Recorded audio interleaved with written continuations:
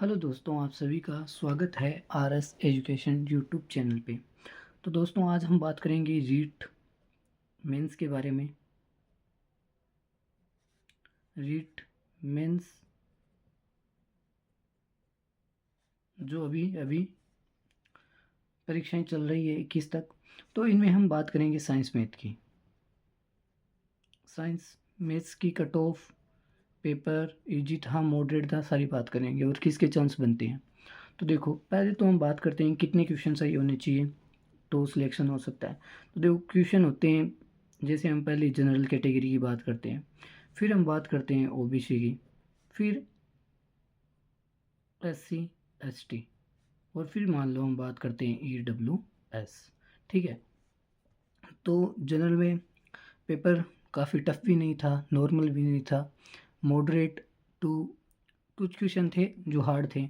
और क्वेश्चन इस प्रकार से बनाए गए थे, हर क्वेश्चन के अंदर चार चार टाइप थे कि बच्चा टिक नहीं कर पाए। ऑब्जेक्टिव टाइप वैसे नहीं था, जैसे पढ़ना पड़ता है, फिर उसके एनालिसिस करना पड़ता है, फिर उसके आंसर देने पड़ते हैं। इसमें एक रीज़न ये था। फिर दूसरा ये था कि ऑप्शन के अंदर भी ऑप्शन दे दिए, जैसे A B C, A D. तो बच्चे को ज़्यादा क्या है कि सोचना पड़ता है हर चीज़ के लिए, और उसमें उसका टाइम वेस्ट हो रहा था। दूसरी बात, यदि सोच के नहीं करें तो क्वेश्चन अटेम्प्ट सारे नहीं होंगे। सोच के नहीं करें तो सारे हो जाएंगे, लेकिन क्वेश्चन गलत होंगे। तो इसमें काफ़ी चांस था गलत होने का क्वेश्चनों का, तो आराम से पढ़ना भी ज़रूरी था। ऐसे करके ये टाइम ड्यूरेबल था। तो इसमें जो बच्चा, जैसे जनरल की बात करते हैं, जो जनरल में 99+ या इसे आप ऐसे भी कह सकते हो 100+ जो क्वेश्चन करके आए हैं, उसके चांस इसमें हो सकते हैं। काट पीट के अगर जिसके 100 क्वेश्चन सही है तो टोटल मार्क्स होते हैं 200। और पिछली कट ऑफ थी 198, 198 कट ऑफ थी जनरल की। फिर बात करते हैं ओबीसी के। ओबीसी के कुछ ज़्यादा फर्क नहीं आएगा, 98+। इतने क्वेश्चन जिसके हैं वो सेफ में है अभी। फिर बात करते हैं एससी एसटी। तो जिस बंदे के 85+ क्वेश्चन एक्यूरेसी के साथ सही है तो उसके चांस बन रहे हैं। फिर बात करते हैं ईडब्ल्यूएस कैटेगरी के अंदर। इसके अंदर जो भी जनरल बंदा है ईडब्ल्यूएस के अंदर, तो उसके क्वेश्चन कम से कम 95+ कट पिट के उसके सही होने चाहिए, तो उसका चांस है आने का।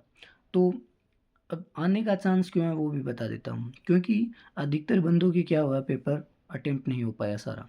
तो उससे क्या था कि जो लास्ट में इजी क्वेश्चन थे और कुछ ऐसे क्वेश्चन थे वो काफ़ी ज़्यादा मात्रा में छूट गए थे। और वैसे बात करते हैं साइंस की, तो साइंस कम हार्ड कह सकते हैं। इसमें एक ही सब्जेक्ट था जो था साइंस, जो हार्ड था। फिर बात करते हैं मैथ। मैथ के क्वेश्चन थे, टाइम ड्यूरेबल वाले नहीं थे, सीधे फार्मूला बेस्ड थे। क्या थे आपको भी पता है, फार्मूला बेस्ड है, जैसे A+B की होल स्क्वायर। तो उनको एक को मैच करते ही आपका क्वेश्चन तुरंत आ रहा था। हम बात करते हैं साइंस की। तो साइंस में हार्ड इसलिए था क्योंकि साइंस में केपलर वाला चैप्टर था। तो उसमें आपको पता है कि पहला कोणीय संवेग संरक्षण का नियम था। तो कुछ बंदे नहीं पढ़ के गए हैं तो वो रेखीय संवेग संरक्षण टिक कर देते हैं, तो वैसे उनके गलत होने के चांसेस थे। और भी कुछ चीज़ें जैसे अंतःश्वसन, बाह्यश्वसन, इनहेलेशन, एक्सहेलेशन। तो इनके अंदर भी काफ़ी बंदे कंफ्यूज हुए थे उस पर्सन के अंदर। वो मैं अलग से वीडियो लेके आऊँगा, उसमें साइंस और मैथ के जो भी क्वेश्चन है सारे करवाऊँगा। तो इस प्रकार से जिस बंदे के कट ऑफ में इतने हो रहे हैं ना, तो वो काफ़ी सेफ जोन में है। और मैं तो कह रहा हूँ ये पेपर बहुत ज़्यादा बेनिफिट जिनके होगा जो बच्चे पढ़ने में होशियार हैं। और ऐसे नहीं कह रहा है कि जो बच्चे कमज़ोर हैं, जो होशियार होने के साथ साथ जिनकी एक्यूरेसी अच्छी है या जिनका टाइम मैनेजमेंट अच्छा है, उनके लिए बहुत ही बेस्ट पेपर है। और चाहे पोस्ट चाहे 970 है इसमें, नॉन टीएसपी की 970 है, चाहे 970 हो, लेकिन उसके लिए ये गोल्डन चांस है थर्ड ग्रेड टीचर बनने के लिए। उसके बाद चाहे 4000 पोस्ट आओ, 3000 पोस्ट आओ, इतना कट ऑफ के अंदर आपको जो ये मिनिमम मैक्सिमम देखने को नहीं मिलेगा। ज़्यादा से ज़्यादा इसकी कट ऑफ गई है, तो अगर सीटें ज़्यादा भी होती तो इतना फ़र्क नहीं पड़ता।